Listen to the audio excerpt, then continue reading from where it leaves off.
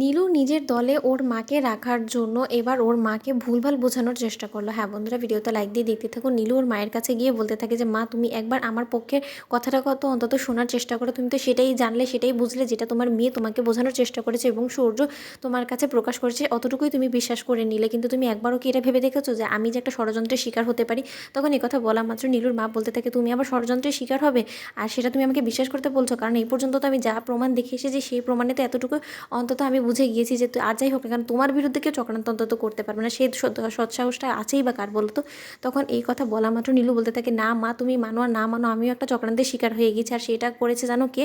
তখন এই কথা বলা মাত্র নীলুর মা বলতে থাকে, কে বলো?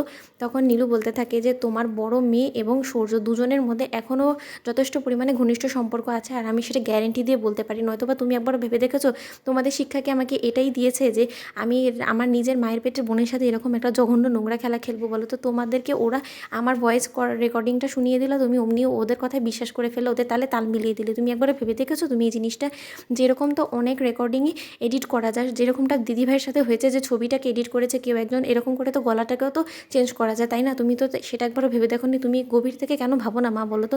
তুমি মিছিমিছি আমার উপরে সন্দেহ করে নিলে। তুমি একবারও ভেবে দেখেছো যদি আমার সত্যিই স্বীকারোক্তি দেওয়ারই হতো, তাহলে তো আমি নেশাগ্রস্ত অবস্থায় বলতাম না। আসলে এই কাজটা সূর্য ইচ্ছাকৃতভাবে করেছে যাতে রায় দিদিভাইকে অনির্বাণ দাদাভাইয়ের সাথে সংসার জীবনে ফিরিয়ে দিয়ে ও মহৎ সাজতে পারে। আর তার জন্য ও ইচ্ছাকৃতভাবে আমাকে এখান থেকে ভালো মানুষ সেজে এখান থেকে নিয়ে গিয়ে আমাকে নেশা করিয়ে আমাকে সেটাই বলিয়েছে যেটা ও আমাকে বলতে বলেছে। তাই আমি ওটাই বলেছি যেটা ও আমাকে বলতে বলেছে, আর সেটা করতে গিয়ে আমি ফেঁসে গিয়েছি মা। তাহলে আমার কি অপরাধের মধ্যে, তুমি আমাকে বলে বোঝাও তো?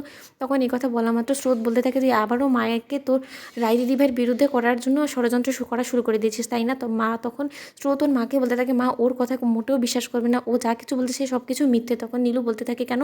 আমি যে সব কিছু মিথ্যে বলছি, তোর কাছে এটার কী প্রমাণ আছে? স্রোত বলতো, তুই তোর বড় দিদি ভাইয়ের হয়ে এরকম আর দালালি করিস না। এরকম দালালি করতে করতে একদিন দেখবি যে তোর কপালে যখন এরকম অবস্থা হয়ে যাবে, তখন তুই অন্তত বুঝতে পারবি যে আমার কষ্টটা কি আর আমি কিসের মধ্যে দিয়ে যাচ্ছি। তখন এই কথা বলা মাত্র রায়ের বৌমনি বলতে থাকে যে আচ্ছা নীলু, তুমি আমাকে একটা প্রশ্ন উত্তর দাও তো।